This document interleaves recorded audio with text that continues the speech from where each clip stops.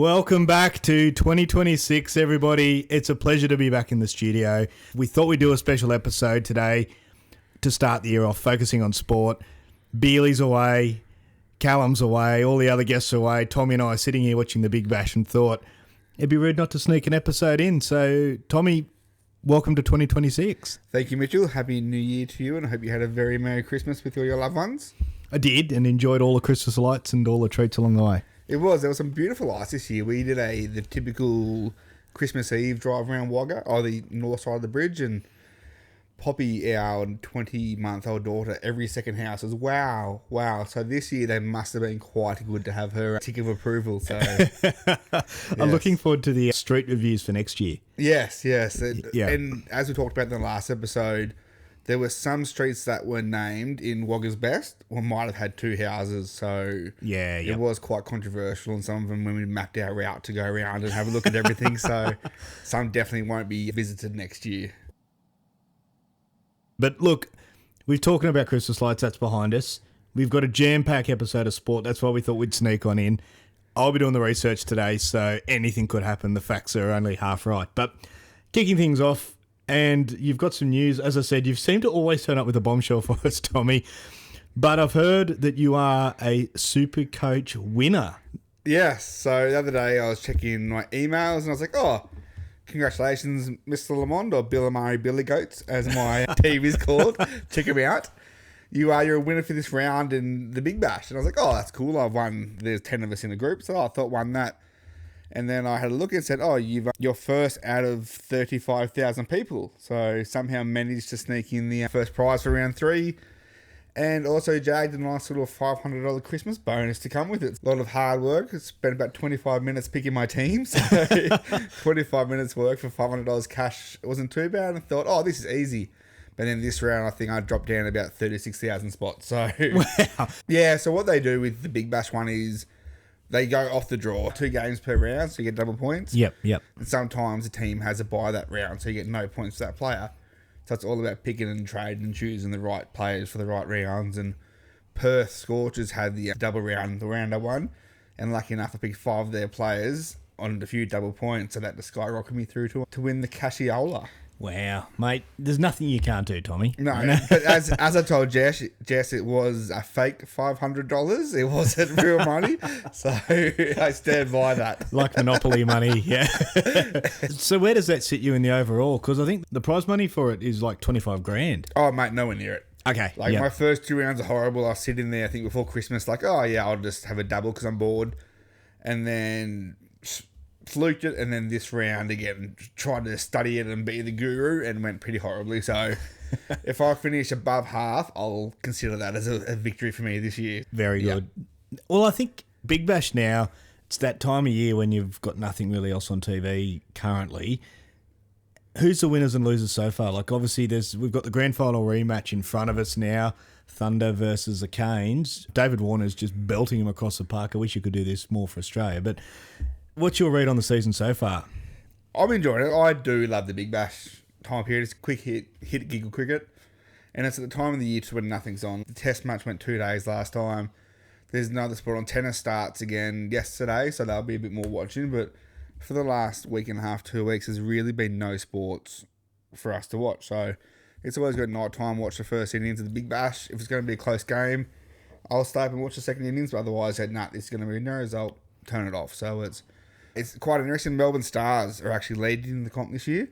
Yep. They're the only team to never have won a comp before. So if all goes to plan for them, they keep up the form, they're the last team to actually win a Big Bash tournament. Interesting. Well, it'd be good to see how the Canes go, defending champions coming back from their first ever win too last year. So we'll see. Where are they sitting at the moment, the Canes? Oh, they're going too bad. I think they're coming second, just behind Melbourne Stars. So they're Perth Scorchers, who are the most successful team in BBL history. I think they've won 5 tournaments, if not more. Yep. Sitting third, so they're always going well. Brisbane Heat, always well. Then you got Renegades, who are struggling. Thunder struggling. Sixers are midfield, Strikers midfield. So it's a pretty close tournament at the moment. There's one thing that has caught my eye massively with the stats. Leading run scorer for the tournament. Yeah, right. So is that because they get a golden cap or something weird? Is that right? They do, yeah. So I don't know how it works. Like each team must have 2 golden hats in their kit bag for every game. Because as soon as you become the leading run scorer or the leading wicket taker of the tournament, you get that gold hat. So we might watch, say, David Warner hits 200 here tonight. He'll come out to field with a golden hat on. Ah, right. But at the moment, there's a very unknown person by the sound of it, Matthew Renshaw.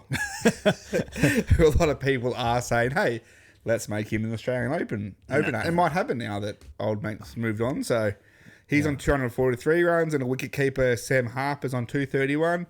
So it's all pretty close. And then wickets are an interesting one. So there's 4 on 10 wickets at the moment. So I'm guessing there's 4 golden hats being passed around the change rooms. And funny enough, 3 of those leading 4 are actually on the same team. Stars? Stars, yeah. So Harris Roth, Pete Siddle and Tom Curran. Is Pete Siddle still running around? He has beautiful bleach blonde hair at the age of 43, still running around bowling half truckers and still living off his hat-trick from Boxing Day test credentials. Yeah. No, good on him. So, like, I find that interesting too, and this is probably a question without notice, Tommy, but international players from the Australian team coming back in. I know Constance we saw playing didn't have a massive impact for the Thunder, but will any of the teams influence or be benefited from some internationals coming back? I can't imagine a Mitchell Starc coming back and playing Big Bash just because he would need a rest after 5 tests. But then you got guys like Marnus and, say, Steve Smith, who came back, I think it was 2 seasons ago. He played 2 games for the Sixers and scored 200s. It's one of those ones that I think the batsmen definitely help. Like a Travis Head coming back, he'll help strikers, vice versa. But I can't see a bowler coming back in and providing too much help. They just need the rest. They just can't push their bodies that much. Well, we were talking earlier about Michael Clarke's Big Bash career, talking about internationals coming back, and I didn't believe it. I had to look it up, but he was signed as a captain for, was it Sydney Thunder? Yes, he played. It was Thunder, I'm pretty sure, at the start, and then Melbourne Stars a bit later on, which I think is a bit controversial. Thunder and Stars, but never actually played a game. And I think it's the only player we looked up that has signed as a marquee signing and never actually got onto the field. So I think that, but the Thunder, I remember him talking about and just reading here now. Yeah, he was 2012, 2013 named as the captain and never actually got on the field. The other interesting thing we've been looking at, probably talking about too with it, is the 2020 or T20 World Cup's coming up soon too, and there's a lot of players. I know Steve Smith's openly talked about it. He wants to have a crack. Do you think he'll make an impact or come back and play? I think Smith will. He was picked in the 15-man squad or not? I'll look it up. Hang on 2 seconds. Yep. But then someone like Steve Smith will make a big crack. He is going to be absolutely amazing at whatever sport he does, whatever version of cricket he does, whether it be T20, 50 overs, Test. But there's other people for Test cricket who I can't see making a big difference. Marnus, I can't see fitting in because he can't score quickly. Yeah. Okay. Yep. Yeah. Just going through the list here, Mitch Marsh, captain, no surprises there. All-rounder, Xavier Bartlett, Cooper Connolly, Pat Cummins, Tim David, Cam Green, Nathan Ellis, Josh Hazlewood, Travis Head, Josh Inglis, Matthew Kuhneman, Glenn Maxwell, Matthew Short, Marcus Stoinis and Adam Zampa. So no Steve Smith. Yeah, it's a big interesting thing there is the bowlers, isn't it? Yeah, Cummins and Hazlewood. 2 guys who are currently on ice because how their bodies are going. But what about no Mitchell Starc? Yeah, has he retired from white ball cricket maybe? I'm not too sure. Well, but he's probably still our best white ball cricketer bowler. It probably is. Every World Cup he's played and he's been best on, and Hazlewood's probably still one of the best IPL bowlers of all time. He's got an amazing record playing T20s. Yeah. And spinners, you just need them in T20. Yeah, exactly. I think there's 5 options in the team so far, but they can make changes up to the end of January. Ah, yeah. So this is just a training camp squad. Not doing a training camp. Yeah. Probably, as you know from your coaching, it's people want to know where they sit in the squad and what they need to do to get into it. Exactly right, but it's also tough at the moment. Imagine, rightio, Steve Smith comes out, rightio, Macca coach, what do I need to do? How do I make a T20 squad? Score runs quickly, but he's still playing a test series. Yeah. Is it go back and play Big Bash after your series? I'll be interested to see from a coaching point of view what he has to do to make the T20 Australian team. Yeah, and unless of course he's retired from T20. But I suppose the other question is there better batters out there? I know he's a freak and he's reliable, and I'd back him in a 50-over game where he can get settled and move in. But watching this here, and obviously you know a lot more about it, it's like Scorchers and some of the teams at the moment, they're not missing him. They're not. No. You don't look at a team and go, gee, Steve Smith's missing, that talent's missing from the comp, because, I mean, we're looking here, I know obviously Dave Warner's retired, but, 82 or 50, he's batting really well. Sam Constance is still there. He's getting more experienced and coming through, but there's other players that have done really well in Australia. So that's one thing I would absolutely love Cricket Australia to do is say, rightio, you play Test cricket, you are not playing in our T20 format. Keep that for up-and-coming players. Keep that for the players like who do score runs in the Big Bash and who do go well in the Big Bash. Yeah. To say, right, you guys are Test cricketers. You just rely on that and have the T20 format as your hit and giggle, up-and-coming experience for us to make your country then. The only issue I have with that, Tommy, is that there's the money. That's, yeah. I'm a cricket purist. I love the Test cricket. I know at the moment it's been up and down, but it's what you're there for. And Yeah. we're not avoiding talking about the Ashes, ladies and gentlemen, but we will do a bigger update. I am flying down very shortly to be a part of the final test, and there's a lot to dissect. But I think that's the challenge. I think you need a balance. Like the likes of Maxwell, for example, comes to mind straight up. Maybe Mitch Marsh at stages. Yeah. I feel like they're going to... I wonder if the actual game of cricket itself will change to allow players to do all three formats. It'd be interesting. I definitely... Test cricket is still for the purest of forms. It's the entertaining one. You look at the crowds for this series, it's still the biggest thing we have is Test cricket in Australia. Where the Big Bash is a great family event. It goes for 3 hours. You take your kids along. Family friendly. You make a night of it. It's very easy to do where to say, right, let's take the kids to 90 overs of Test cricket during a 40-degree day. They might be a bit more hesitant towards that. But I think there's a place for all three forms of cricket. And I think it'll be very special cricket to master all three forms. I agree. Yeah. I just think that I worry that if we focused, said, righto, say, for example, Steve Smith, you can only do Test cricket. Yeah. Then is he just going to look for an early retirement when things get tough and go to the IPL? Yeah. And then we lose him completely out of that system. Yeah. I don't mind playing T20 cricket. I'm just talking about, say, the Australian squad. If you just pick for the Australian team, say, in the soccer, the Olympics and stuff, it's under 23s. Like, for the Big Bash, just keep your new up-and-coming people. Give them a crack like your Maxwells, your Stoyanus, is the ones who will never play Test cricket again. Yeah. Give them the Big Bash team. They're good enough at it. Let the other guys, the 11 cricketers, just have a rest over a period of time. Yeah, I think there's a balance there somewhere. The other thing we've noticed is the South African competition, or SA20, I think it's called. We were looking at the team list, and you mentioned before about how some of the West Indian players that were big parts of our Big Bash have now moved over. But we also noticed a number of New Zealand players. Trent Boult, for example, is one that comes to mind. A lot of those guys are playing over there now. And that tournament, from what we've just read, seems to be a higher tier than our Big Bash with the IPL funding. So, do you think that's because it is a money-based... They're going there for the money? I think it's a shorter comp too. Yeah. And I know from the rugby side of things, that trip to South Africa is tough, but it's not different hemispheres either. Yeah. I suppose if you're going to move to somewhere for a game like this, you're playing, 2 games a week, close to? Yeah. So you're moving there regardless whether it's Australia, South Africa, IPL, you're moving, you're making that commitment to move. So I think it's definitely got to be the money. It's a challenge because elite sportsmen only have a very short amount of time to make the money, which I get. There's a lot you can work into commentary and things like that, but you've only got a certain amount of time. You're good before the next best thing comes up underneath you. So I feel sad though for we're losing this talent for the Big Bash. But that's also all sports, isn't it, Mitch? You look at this rugby as R360, they're talking about getting off the ground. Like that's the exact same thing.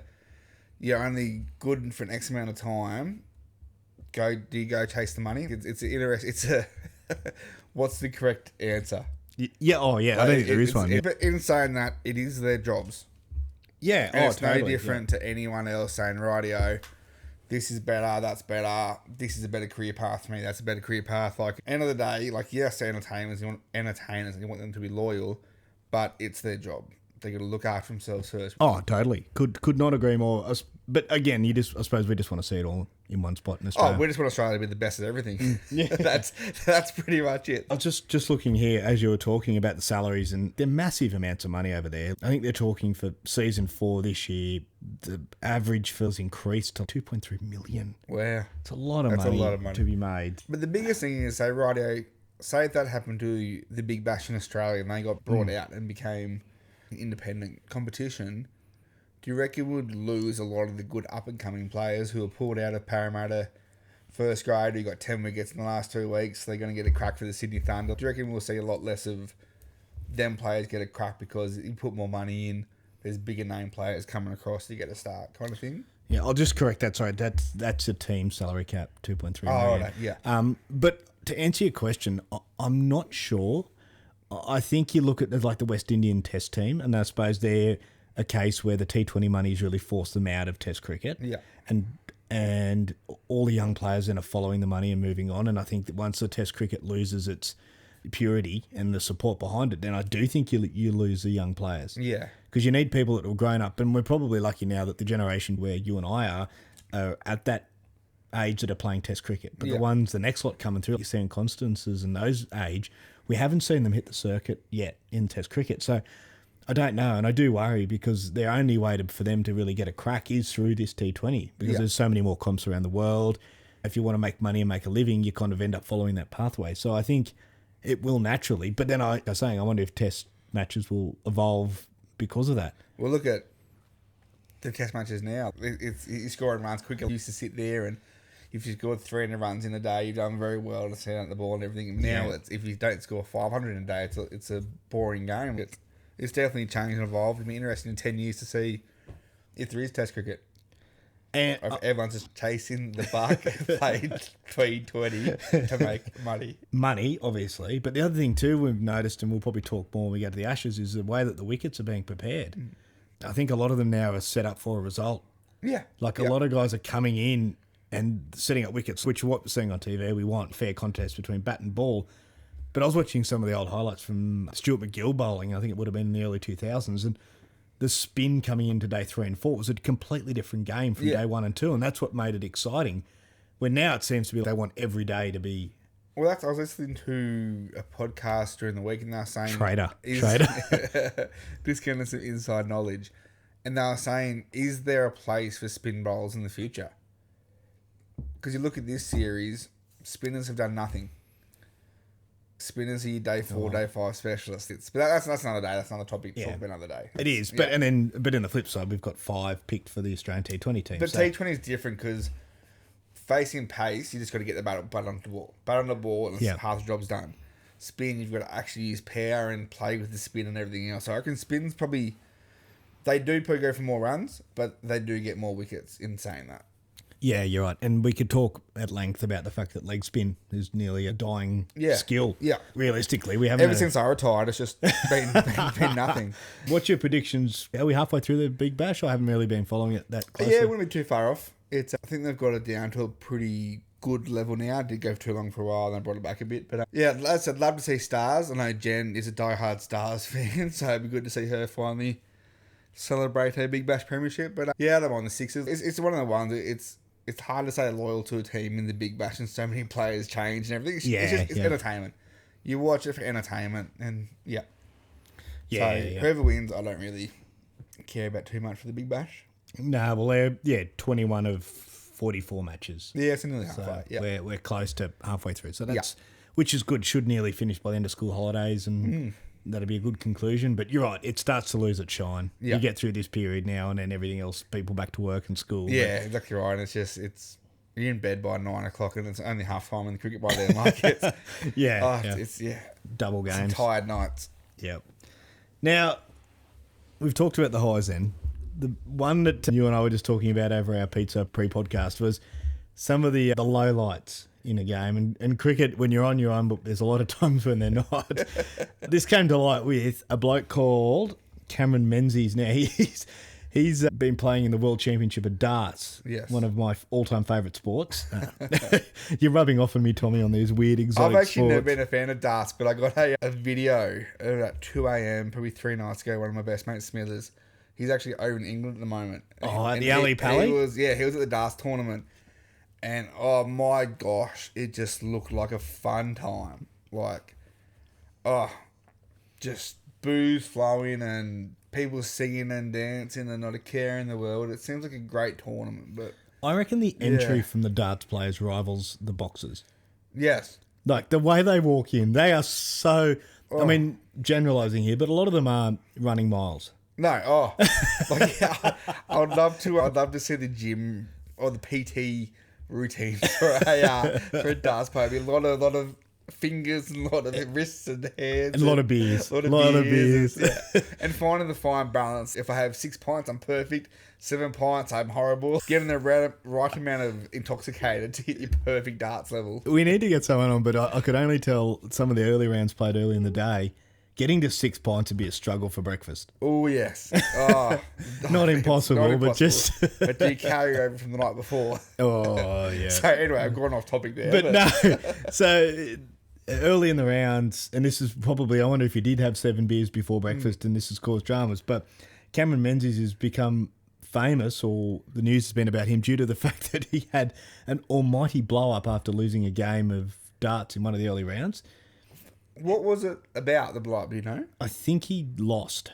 I don't think it was anything untoward. I mean, there's not really much you can do in darts, but I watched the footage of afterwards, and Jizzy threw some good uppercuts to the little table at the end. Oh, that poor table. Yeah, and got right into it and then had to shake hands with the opponent afterwards. Did he have much damage to himself? Yeah. The busted knuckles, the blood was coming out of him. It was Surely he's got to miss 3 or 4 weeks with a hand injury for that one. Like, it's all in the hands. It was just like, and you could see the adrenaline. While it was up, he was fine, but after he took a couple of deep breaths, the pain kicked in. Yeah. He wasn't shaking hands. He couldn't.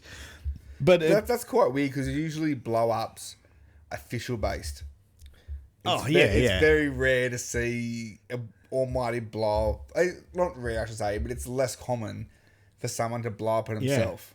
Well, I mean, the officials do not much in darts. No, like what do they do? 180. They're just flat out counting down from 501. Is there a foot fault? Do you have the third umpire watching the no ball line, making sure that he's not overstepping the mark? I feel in darts it'd be one where they just got a big stick and just whack them. Yeah, get back. Get it. You lose your bar tab at the end of the night. You got to throw the next 3 left-handed around. But yeah, I just think it's one, and probably a bit similar to the cricket. It's all mental. It has to be. Yeah.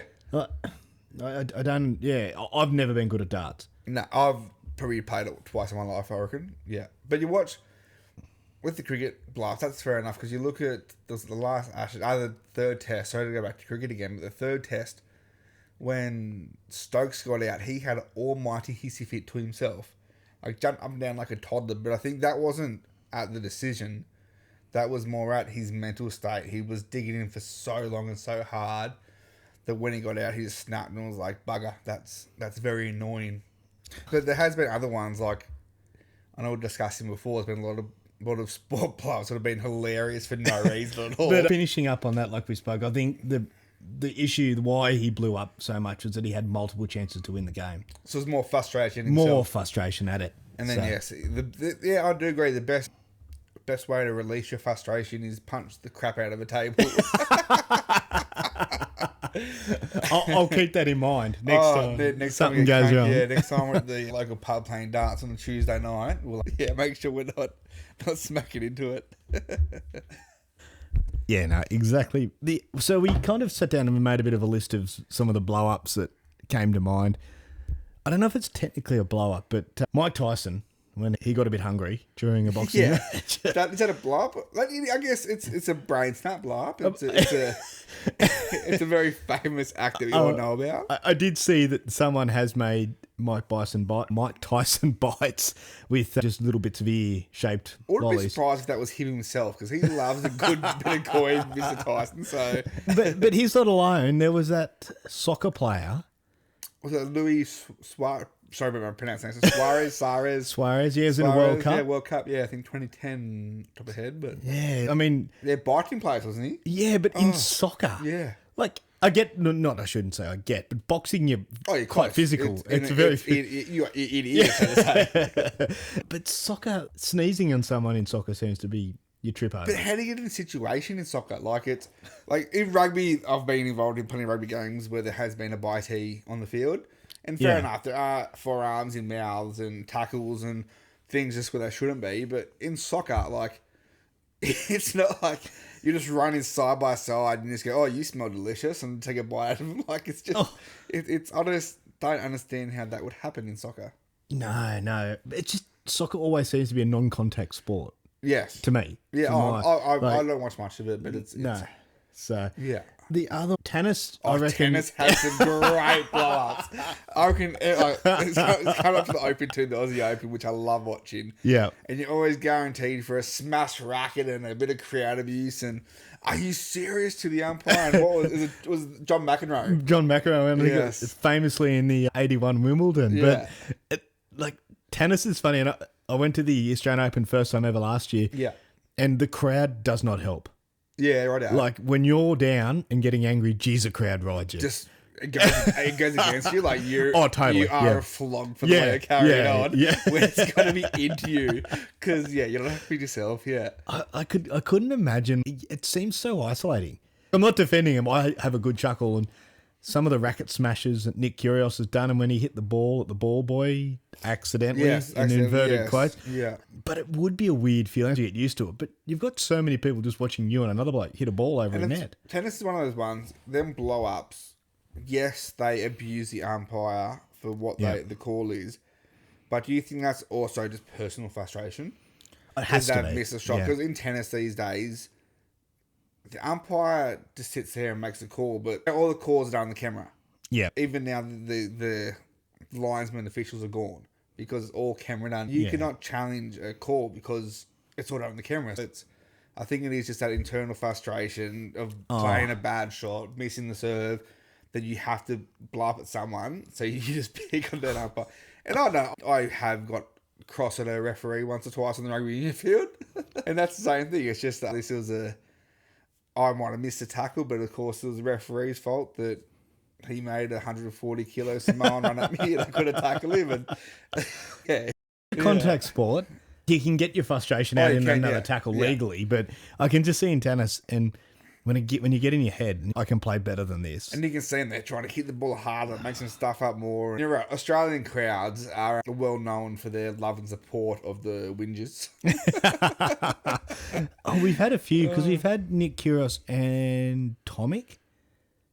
Remember Bernard Tomic? Yeah, Bernard Tomic, I remember. Yeah, he fizzled out quickly, didn't he? He was a big someone for a couple of seasons and then just disappeared. Yeah. No, he's probably hosting a podcast about tennis. Yeah. Mate, if you're free, jump on. Yeah, jump on. We have a spare mic. The Australian Open's coming up. We'd like some insights from either of the two guys.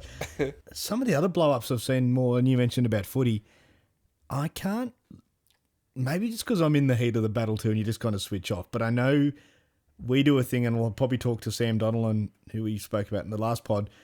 He'll back me up on this, but we do a thing kind of bingo card for big finals days. Yeah. So Wagga's probably the only place I know that does it, where they do your major and minor semi-finals in the same venue on the same day. Oh, it's chaos, isn't it? Yeah, it's called Super Saturday. Super Saturday, yeah. Great idea to watch all the footy, but gosh, it's a long day out there. Yeah, I love it from the referee side because it's probably the only time in the year where we all get together as a group. Yeah, that's fair. Because we're spread out in country footy and just because you're so spread out. Like, I get the Sydney guys are cool because they're always pretty close. But that's a cool day for us. We all usually go and catch up. Cause you got your Aubrey crew, your Griffith crew, your Tumut crew. Everyone comes. Yeah, but we have like a bingo card, which is basically just a few things that we'll all write down, and we go like, he's been doing it all day, sir. Usually features, offside, are your eyes painted on? Some exotic ones get thrown in there, but as a referee, I don't really think I've had super blowouts, but surely you've seen some in the coach's box. I've seen a few from coach's box. It's one of the ones, it is, and that's the thing, you do get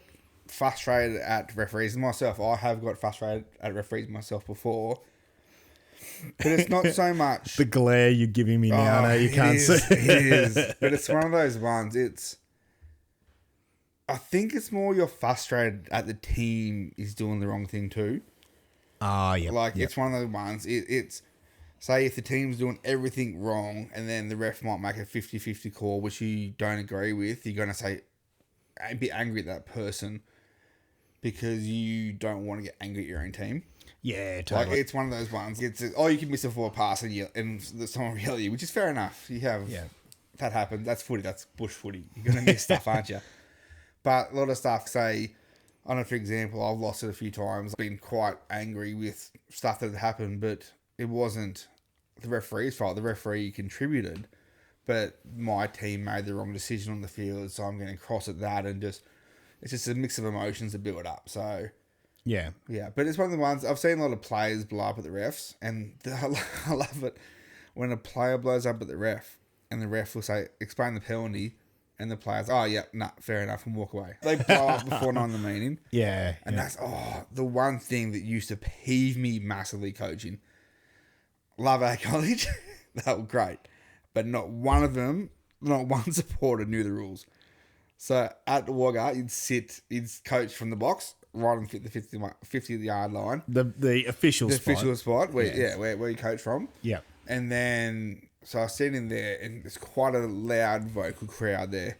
Passionate. Passionate. And have, for example, like say Dan's ref in a game, he'll make a call, or hands on the ruck call. Yeah. Which, letter to the law, is correct. You'd have 40 people screaming behind you, "That's not the right call." Rah, rah, rah, rah, rah. You turn around and go, "Guys, that was actually a great call." And you have 40 people go, oh, right, fair enough. Like, they're just screaming, because I've heard it done a million times before, but they don't actually know the rules. So Yeah. I also find it quite funny turning around and being like, "Guys, actually, that was a great call by the ref." And then it's, "Oh, sorry, sir." Like, Sorry, It's funny. I think that's probably why I don't have know too many blow-ups, because usually there's no malice in it. Nah. It's just a throwaway line or something. It's just a bit of fun. But I mean, a lot of the times too, people are going there just to have a few beers, talk to people, and they hear the whistle blow and look over and go, "Oh, Yeah. yeah." Or because some guy literally 30 years ago said he's been doing it all day. His mates had a laugh at it, and then he took it to that ground, and it's just been carried on through the ages of one guy who started 30 years ago. Yeah.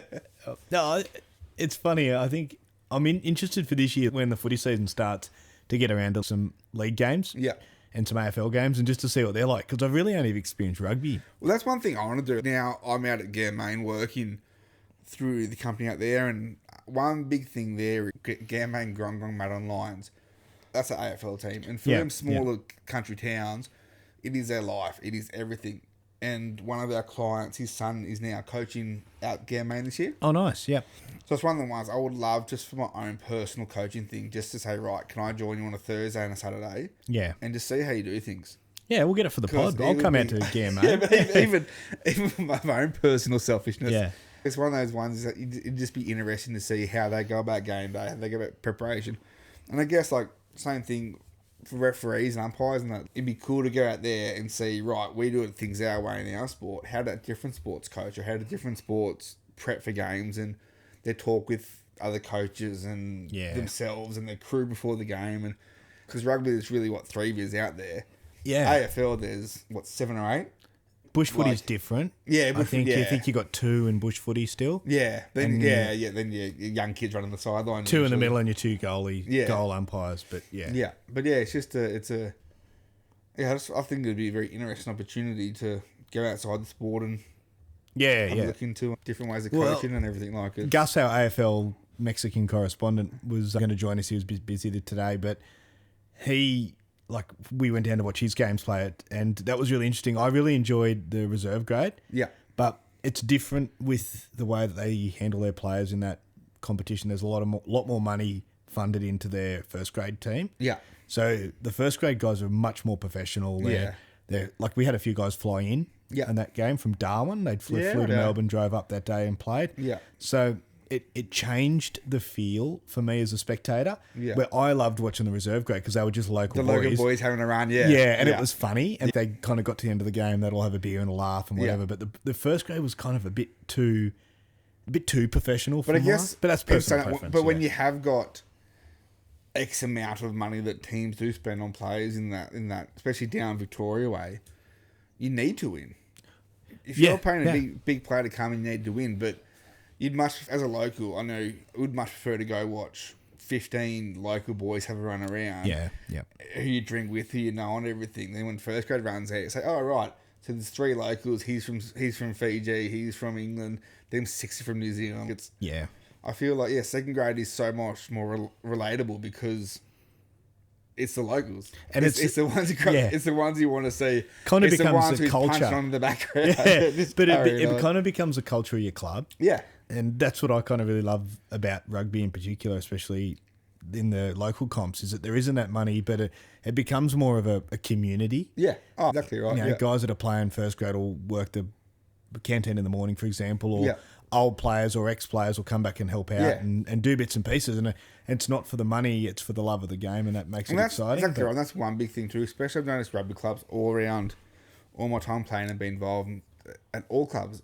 It's the successful clubs are what people say is culture is the word for it. Yeah. Is they like a player could play at 6 clubs. The 6th club might be the worst club he's played for result wise, but they could be the best. They do the dinners right. They do pre-drinks right. They do everything. It's got the culture's there. They have a great time, put great events on, good support, and that will probably be their favourite club out of all the 6, regardless of the results. Yeah, totally. And I think when you put big money into sports like that, you do lose a bit of it because you're flying. As I said, they're flying from Darwin to a town they don't know, and they go, right, we're here to play a bit of footy, a bit of cash hold you, and then see you later. Like, and it becomes their part of their job. But again, I don't want to comment too much because I think it's something that we're going to add to our investigation this year. Yeah. And that's something I am personally, one of the other reasons why I wanted to do the pod now that we both finished up in our, what do you call it, technical roles in the game, is to get out and just experience it, because you get so much, and I'm sure guys in AFL and rugby league and other sports, there's hockey, heaps of other sports in Wagga, you get stuck in that every day to day stuff. So it'd be cool. Anyway, we'll open our eyes and up. that's it, especially... Lawn bowls might be a challenge. I love lawn bowls. I'm not too bad at it. Yeah. But I always do the old sneaky. You rock up there and I've played a couple of times and you go, oh, is it the big ball or the little ball on the inside or outside? I've never played before. Put it 3 centimetres from the jack. Oh, beginner's luck. Yeah, and I'm one of those people that falls for that every time. I know exactly which way that is. Every work Christmas party I've done it. It's Tom's never played before, but he wins the night. You bugger. Well, look, maybe we'll sneak into lawn bowls. We'll see, just for you, Tommy. It is, but the worst thing is the timing, mate. Like, we both work full-time jobs. They do Saturday comms. Do they? Oh, yeah, the elites do. But I reckon they would be our hardest interviewers. Yes, actually. So, just going back to lawn bowls. I was thinking through KO Sports the other day, like, as I do. Thinking, there's nothing. What's Broad Beach Bowling Club? I was like, what's happening here? Is that indoor? Outdoor, but covered. Yep. And I was like, this is nuts. There's literally 3 cameras set up. It's the Australian Championships, round, whatever it was. Yeah. The 3 cameras set up. And there's literally, you look over, there's old Beryl having a media shardy and smoking his cigarettes. There's 20 people in the crowd. You can hear the Where's the Gold feature going on in the background. I was like, how is this televised? I love it. It's absolutely amazing. Made my night. The problem is now with the obscure sports, I mean, lawn bowls is probably mainstream, but my algorithm on Instagram is absolutely wrecked at the moment. Now, there's a follow, I've been sending you through a few of them, and there's been a few different guys that have done it. I wish I knew where they all came from. Yeah. And it's the one where they're like, one of them was car soccer. Car soccer? Yeah, like with the big inflatable ball. Yeah. And there's just a bloke, and he's kind of like commentating. He pauses the video and talks through it. There's another one here where they're filling up a glass of water and with a blindfold, and they've got to see who fills up the water the most. He's tough. He's tough. Imagine him training all year with the right tap, and he gets to the grand final, and the taps are a little bit small diameter. That's a real challenge. There was another one the other day. There's been a heap of them. I'll have to keep sending them through to you, Tommy, so we can talk about them. But there's been just all sorts of weird, obscure sports that have just been popping up, and I've just been trying to go through them all because they're just strange. It's funny. This came up on my feed this morning. And it'd be interesting to see how many of these sports we can cover in Wagga. It's the top 20 most popular sports in Australia. Oh, wow. I'll give you the top 3. So is this like participation? This looks like it's done by some AI computer to some random guys. Bealey? I know, Bealey's in it. Bealey's been busy. I know these 20 sports exist, but the top popular sports, number 1's AFL. Yep. 2's NRL. 3's cricket. 4's soccer, they all exist in Wagga. Swimming, that's a huge one, that's in Wagga. Tennis is in Wagga. Basketball, I'll let you cover. Netball's a great one, that's in Wagga, very strong comp.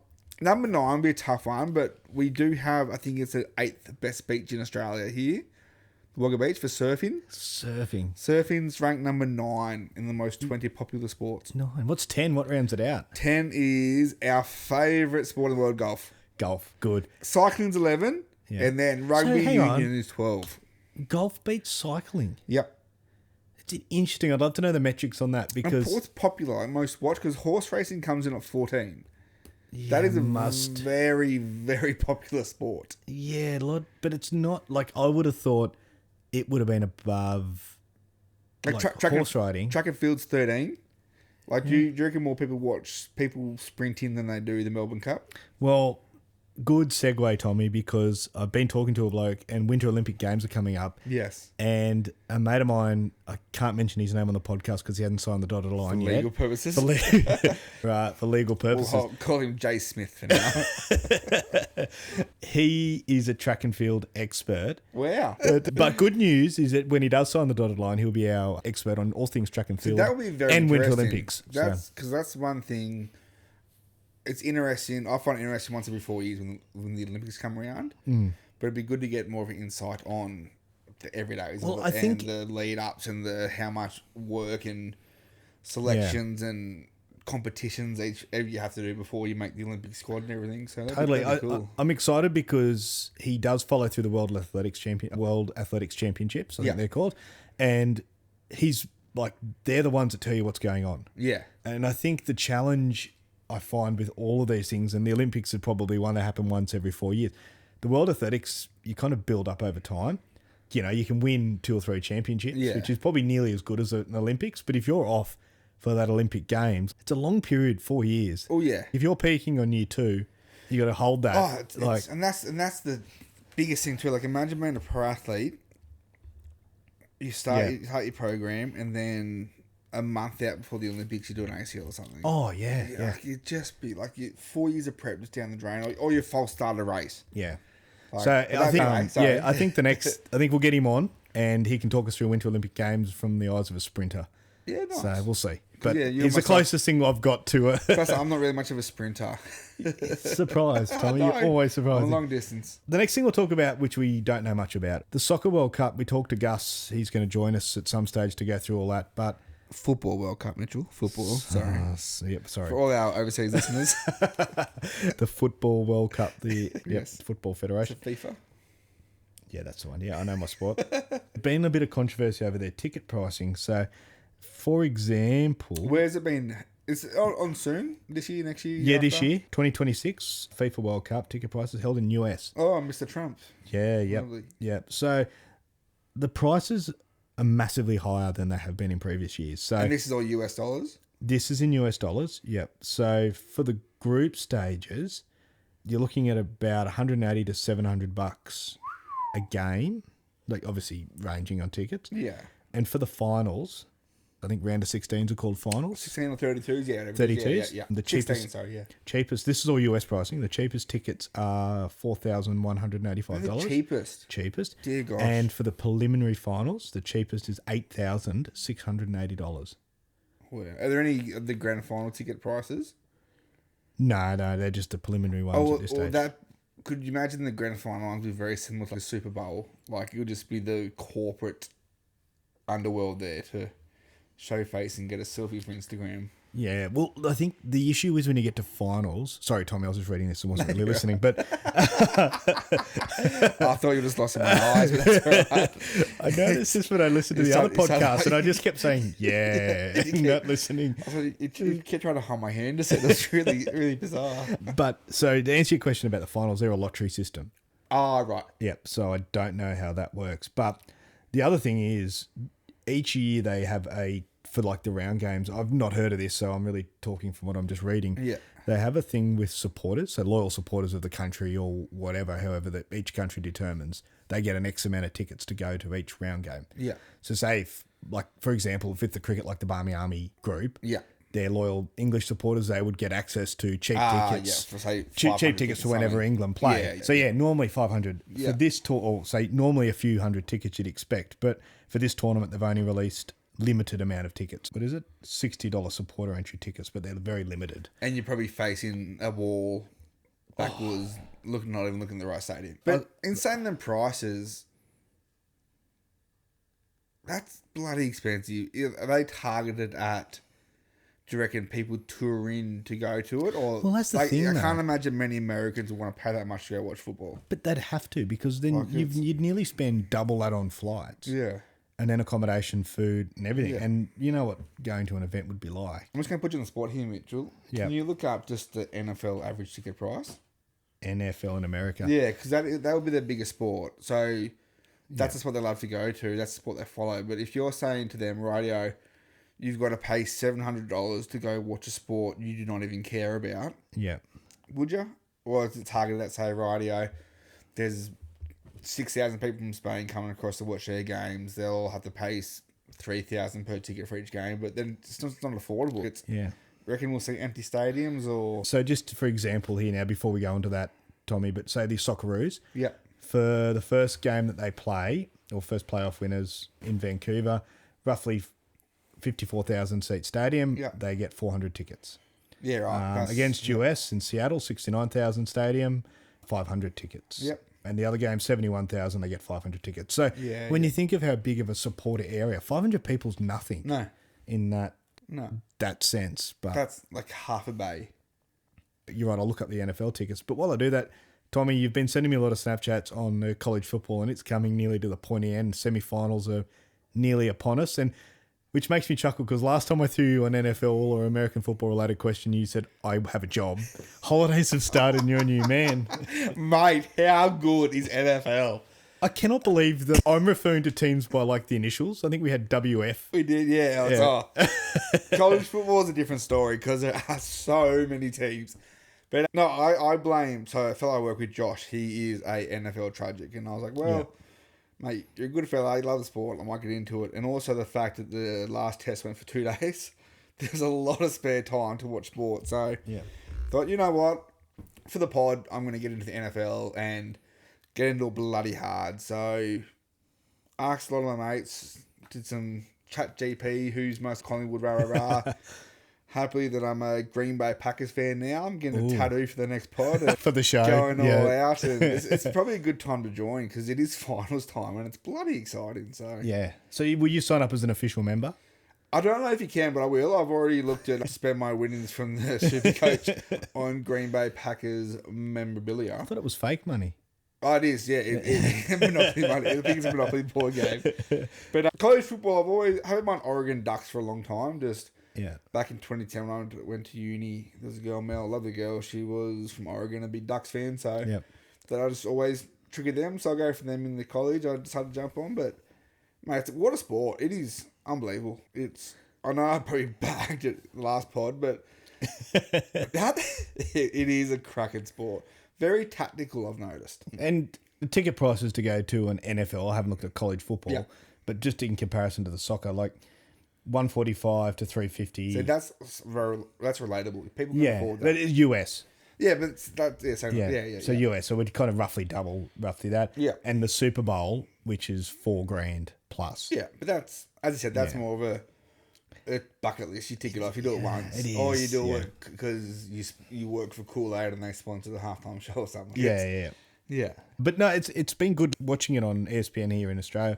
It's been great to watch some of the games and the passion. There was one today. Was it the Mayo Bowl? I think we were texting during it. And the tradition is the coach gets 3.5 gallons of mayonnaise. Like, who started that tradition? And why don't we do it in Wagga? It's just a sponsor. It is the so sponsors good. And over the there. bowls, 40 bowls, and mate, you can see why it is such a big sport and why everyone loves it. Like It's just insane. Like, I kind of was trying to work out why they were mentioning mayo. Yeah, It was the Mayo Bowl. well, they cut to one of the sideline person. He's eating chicken and having mayo and doing a whole segment. I was like, what is happening here? It's just a little plug. But it's unbelievable. And as you discuss, looking at the numbers per team and how many people play, especially college football, it is so relatable to them. Because I can guarantee that everyone in America probably knows someone playing college football. Yeah, that's what I was talking about in the last pod. pod. So many people who the do money, I think, has changed it. And they mentioned it a little bit in more. I've watched a bit on the NFL coverage or the college football coverage. But yeah, you're right. And there's so much more access to it, I think. But and I think last year before now, you still don't get paid for playing it, but it's open to endorsements and everything now. yeah, okay. So you can say, he's Adidas, he's 10 million, he's TV rights, here's rah, which has made it a bit more interesting, but yeah. Yeah, it's just contracts and weird things in any elite sport like that. But just the crowds they get are huge. Oh, it's unbelievable. But in saying that, we probably get very similar for AFL. Yeah, but in that level? No, but I'm talking NFL, not college. Oh, okay. Yeah. Yeah, no, I'm talking college is pretty similar to AFL. Then, yeah, rugby is probably behind there, not even close to any of them. Put rugby and league together, you might get a college football crowd, but... Yeah, okay. Yep. No, so just doing a bit of research on how that payment works. Yeah. It's now semi-professional. So all they're doing is working off what the revenue that they turn over. Yeah. Is going back to the players. Come back not to just they in. can make it, yeah. But some of the schools. So my team, the Vols, Tennessee. Yep. Volunteers. 10, I see. Yeah. Missed the playoffs this year, unfortunately. First time in a few years. They made the playoffs last year, 24, but missed out this year. But they allocate, so in perspective to our college, roughly, see how close they are to their spending, they allocate $13.5 million. Well, that was my paycheck alone for coaching. But that's just an insane amount of funds to go into their program. Isn't it? Yeah. Yeah. I'm not going into the details of how it's all played. But we could deep dive, but we'd be lost, and this would finish at 3 a.m. Totally. We could deep dive so bloody much on this. But I just think it's amazing that there's that much money coming into the university for that. That's absolutely crazy. But it's what they do. It's what they know. Because there's really no other sport that competes, is there? In America. This time of year, everyone's just... Bit of basketball. Basketball's still going on. That's not a real sport. I'm sorry. I'm just a small guy who can't jump. I just think it's funny that you said the same thing about NFL and college football. Literally. Next podcast, I'll be coming in my LA Lakers segment. I'm flying out next week to go watch a game. You're a super coach of the NBL. I know, because I think it must be because the NBL in Australia is going at the same time. Do we have a basketball league in Australia? We certainly do, mate. The Kings, Sydney Kings. The Illawarra Hawks, are they a team? They certainly are. Jeez, we're really showing. We're really talking about all sports we have no idea about. So can I just interrupt this for 1 second? Yeah. David Warner, 130 off 65 balls. Oh, what did they end up with? Is this a total? They ended up with 205. But what a scorecard. Golden Duck, 130, Golden Duck. So, yeah, because we watched this, we ordered pizza sitting down planning for the show. Yeah. And first 2 deliveries. Wicket. And then the third nearly glanced down leg side. And then 4, no ball, 6. Like it was, mate, chaos. That was chaos. Yeah, and we leave for one over and Dave Warner's smashed him across the park. We do. But, yeah, so the college basketball is still ticking away at the moment over there. But I don't know. I've never been a big basketball. I just don't understand the rules. I'm saying I've never been. Yeah, I don't know what it is. Is it maybe the fact that I just suck at it? I played it once in year 10 at St. Raphael's, the Quinn Cup, and I think I tackled someone, and that was my career done. But yeah, it's just something I've never got into as well. But hey, I said the same thing about NFL 2 weeks ago. So yeah, but I can pretty much guarantee you now, if you ask me any basketball stat for the next 6 years, I would not answer it for you, just because. Yeah, no interest in that one, sorry. No, we might add it if we need to. Do any of your friends have basketball backgrounds? Do we have a basketball correspondent we can go to? Beals played a lot of basketball. Did he? Yeah. And was he in the Stenny's first 5 or anything? Don't think so, but we played the downtown comp. Ooh, we were pretty cool. What was your team name? Oh, I can't remember. Again, also being of similar height to you, Tommy. It was no, but one of the fellows we went to school with, Lawrence, he was a 7 foot. As close to 7 foot as you can get.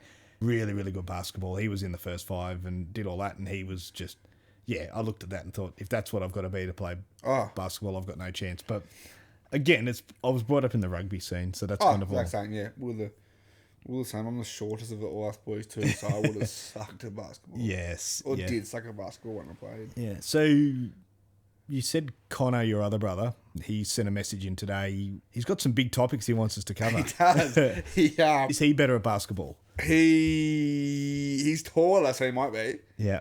I reckon, I don't know. Like, Joel Kumack will probably be the better at basketball just because they're tall and lanky and carrying a little bit less pudding than Connor and myself. So who knows? But, mate, our family's definitely built for rugby.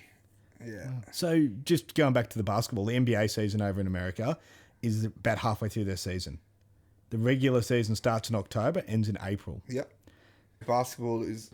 But it's one of the ones, as I said, this pod, we want to cover all different sports and varieties. So if anyone has any sports they want talked about or think would find interesting, let us know, because... Shoot us a message. We Facebook. do love sussing out anything. Well, we've got sport. we've got our AFL, we've got rugby covered. We've also got a netball guru. So we've got again, we haven't got a lot of things signed yet, so I don't want to give too much away.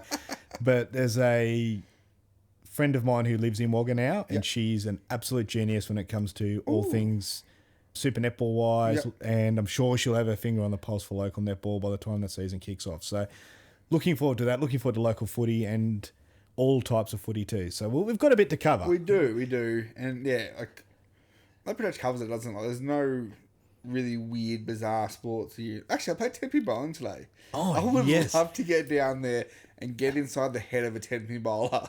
Yeah, because it's a Jason Belmont. Yeah, from Orange. From He's Orange, back home, Yeah. home direction, yeah. He was like world champ and... I want to know the bloke. Same thing as darts. How do you just go to your local alley and just throw balls and just practice? Or do you try the flipper and the wrong end? Like, it's not like cricket. It's got all the I feel like it was like varieties. massive in the 80s and that, when that was like before TVs. Yeah. Well, probably 80s they had TVs. But like that era where you just go down to the bowling alley and that was your social thing. Yeah. But it's like any sport. There's always that one person that's super good at it. Yeah. And they're no fun to play with because they beat you. But They'll score 300 every single time and you'll score 80 and they'll tease you and you'll go home crying, never play again. I want to find out. I have to do some research on this. It's probably the worst topic to bring up when you know nothing about it. But the bowler that was real passionate, he had the glasses on. You may have seen the things on Facebook for a while. No. I'll have to send it to you. But I remember watching his videos and he's like, it's so funny. Is it Belmonte? No, he played with Belmont. Yeah, he's an American, this fella. Oh, right, yeah. I'll have to share the video to the group Facebook page, so stay tuned for that. But he's so funny. He's so passionate. He says something like, whoever you think you are, I am, and gets right into the crowd and gets cranky at people. Sorry, you said crowd.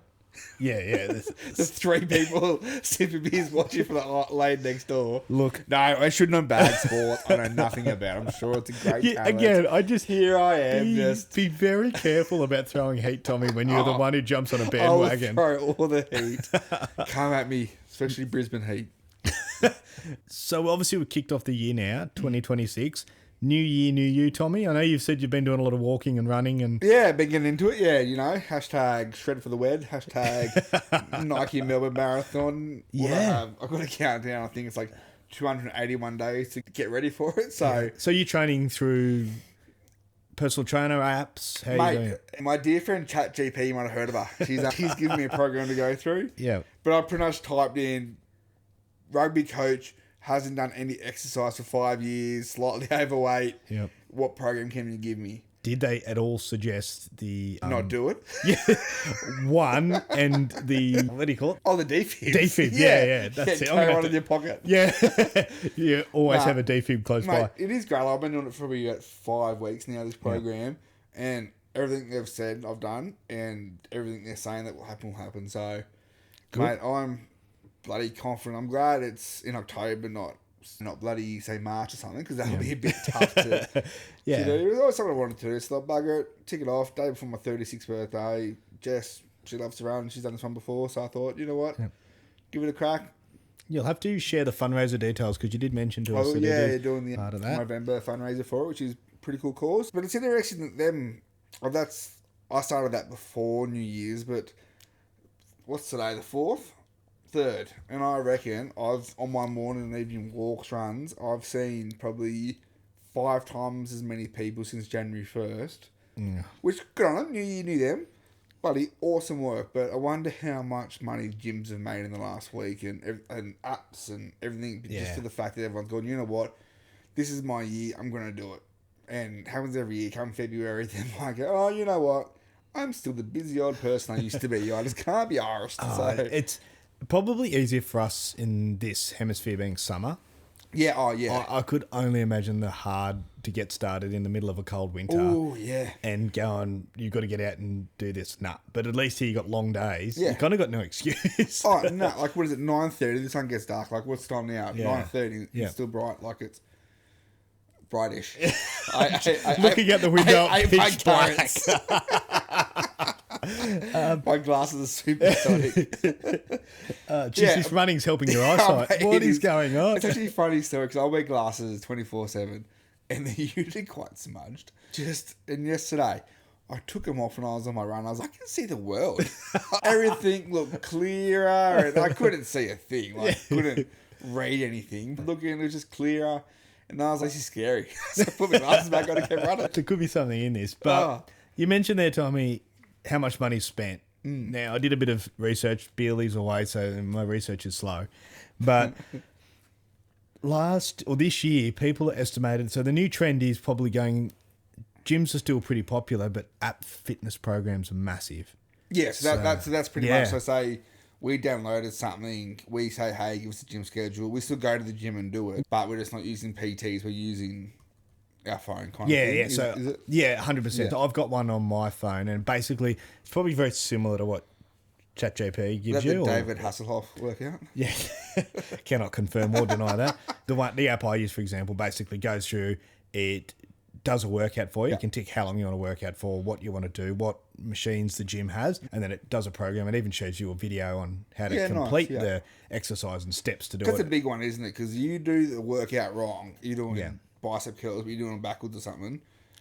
It can do damage or not do the right things. Yeah. So that is a huge thing to have an actual video showing you what to do. Because you don't know what you don't know. No, exactly right. So I like it for that. And I am probably a bit weird. Some people like training. I like to train by myself. I just like getting 100%. In there, knock it out, and just and having an app. We crossed paths at the gym and we didn't know each other. We're like, nah, don't talk to me. I'm not talking to you. We're here to train. Go away. Like, nothing to do with each other. But interestingly enough, the app industry for that is just massive. The information I looked up today said that for this year alone, it's estimated to be about $28 to $30 billion worth in fitness apps alone. Wow. Is that worldwide, Australia? Worldwide, yeah. That's crazy, isn't it? And good on people for giving it a crack. That's big shit. Good work. So talking about that new year, new me mentality, probably a lot of the apps may be set up annually, not just monthly. Yeah. I don't know all that. But for example, last year, so January 2025, $385 million was spent on apps in that month, fitness apps alone. And they're estimating that to be probably up by 10% by the end of this month. Imagine to see Tinder and Grindr and apps work as well. Like, people getting fitter, if they're going up as well. Like, the more fit people out there, the more relationships are going to them apps. To spend 5 minutes in your brain, Tommy, would be absolutely phenomenal. How you went from spending $30 billion in a fitness app to Tinder. Right. The connections, the connection. It's need a single friend of ours to jump on Tinder and the health apps and do a bit of research for us. I'm not even going to enter into this. But for the show... If you're not out there who is single and does want to get ripped and find love, let us know. This could be a new app we'll sell. This could be. This could be. Oh, golly gosh. Look, we're getting close to the hour mark, Tommy. Thank you for doing this. The innings breaks happen, so we're going to watch the second half of this Big Bash game, see if the Thunder can hang on. Mate, 200, I reckon it's going to be a bloody tough score to defend against. I do too, but again, we said coming in, and we'll talk a lot more about the Ashes, you can't call a wicket until both teams are batted. Exactly right. We'll see. And I wonder too, those first 2 wickets early, whether if they don't lose those 2 wickets in this innings, does that change? We'll have to wait and see. Yeah, exactly right. If the wicket's playing true, is 200 subpar? Yeah, or is Dave Warner just at his all-time best? Hopefully he is. Yeah. No, I love watching him play cricket. I'm still warming to him as a commentator. I'm just looking forward to him tomorrow to come out. It's like, hey, if you need me to save you for the T20 World Cup, I'm more than happy to come out of retirement and I'll score runs and yep, I'm the best. Sorry, I'm just not the biggest fan of him. Yeah. Great career, done a great career, but I just think he's got some insights there. Either or. And I think he's got some potential, but just give him time. Like us on the podcast, mate. This will be our episode 3. People will be saying worse things about us, except your mum. Shout out. Shout out Jen, as always. Mama Jen, thanks for listening, for your feedback. Thank you. Again, guys, like, share, subscribe, listen, download, all that. We are now exclusively a Spotify podcast. So if you're listening on any other platforms, you can't. You download it illegally and we will be coming for your money. And obviously YouTube as well. So, yep, Spotify, download, like, leave us a comment, all that. And any suggestions, please send us to our Facebook page, email account and all that too. So we love to hear from you all. Happy 2026. I'm pumped. Happy 2026 to everyone but BJ Head.